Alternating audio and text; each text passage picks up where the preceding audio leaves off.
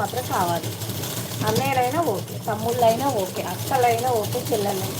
నాకు ఇట్లాంటి సెంటిమెంట్ అంటే చాలా ఇష్టం. ఇది మాత్రం చెప్తున్నా. నేను సెంటిమెంట్కి అయితే చచ్చిపోతా. నాకు సెంటిమెంట్ అంటే చాలా ఇష్టం.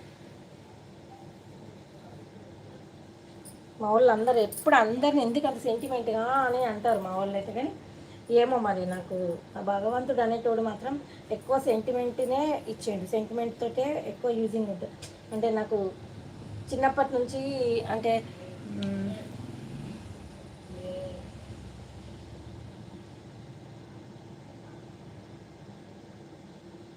ఓ థ్యాంక్ యూ సో మచ్. అట్లా అనేది ఏం లేదు.